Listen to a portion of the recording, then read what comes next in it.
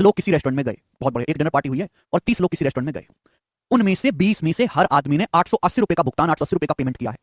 और बाकी लोगों में से हर आदमी ने कुल खर्चे के एवरेज से 110 रुपए ज्यादा पे किया है। बाकी लोगों ने बोला है डिनर के लिए कुल खर्चा कितना लगा, बहुत बढ़िया। एक पार्टी में टोटल 30 लोग गए हैं करने के लिए पार्टी। 20 लोगों में से 30 लोग गए हैं, उनमें से 20 लोगों ने हर आदमी ने 880 रुपए का पेमेंट किया है।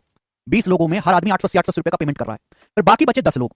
10 लोगों ने प्रत्येक के कुल खर्चे के औसत से 110 रुपए अधिक दिया, यानी कि टोटल 30 लोगों का जो एवरेज है, मैंने मान लिया कि माना पार्टी में 30 लोग गए हैं पार्टी करने और 30 लोगों का जो एवरेज खर्चा है, एवरेज एक्सपेंडिचर है वो एक्स है।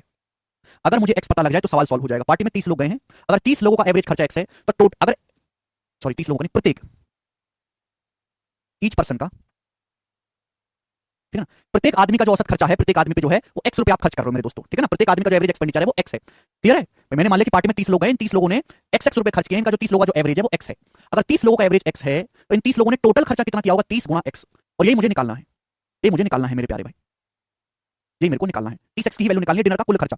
मैंने मान लिया कि पार्टी में जो 30 लोग गए हैं, इन 30 लोगों का एवरेज एक्सपेंडिचर जो है, एवरेज खर्चा कितना लिख के बताना पड़ता है यार, तुम्हें तो सड़ी हुई बुद्धि रखी है, सड़ी हुई बुद्धि गोबर जैसी। 30 लोगों का जो एवरेज खर्चा है वो एक्स है, तो हर 30 लोगों का एवरेज एक्स है तो 30 लोगों ने टोटल कितना खर्चा किया होगा, 30 गुणा एक्स। इन 30 लोगों में से 20 आदमी ने हर एक ने 880 रुपए खर्च किया, 20 लोगों ने खर्च किया 880, तो टोटल हो गया। अब बचे 10 आदमी, इन 10 आदमियों ने कुल खर्चे के औसत से 110 रुपए ज्यादा पे किया। कुल खर्चों का औसत है एक्स, कुल खर्चे के औसत से 110 रुपए ज्यादा पे किया है इन 10 लोगों ने।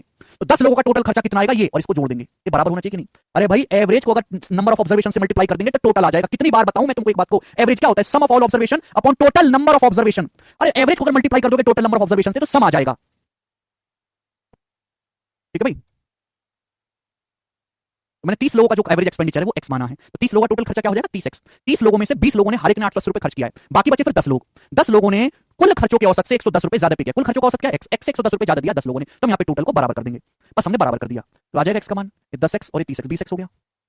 20x बराबर ये 20 गुणा 880 प्लस और 10 गुणा 110, 1100। ठीक है बच्चों, 20 से भाग देंगे, 20 से तो 20 से भाग देंगे हो जाएगा 1100 को 20 से भाग देंगे 55, तो एक्स का मान आ गया 880 प्लस 55 935। अब एक्स का मान 935 आ गया। आपसे पूछा डिनर के लिए कुल खर्चा क्या लगा, मुझे एवरेज 935 आ गया 30 लोगों का, तो कुल खर्चा लगा 935 गुणा 30 यानी कि 27,000 और 1,050, 28,050 रुपए। ये सवाल का आंसर है, ऑप्शन नंबर डी करेक्ट है।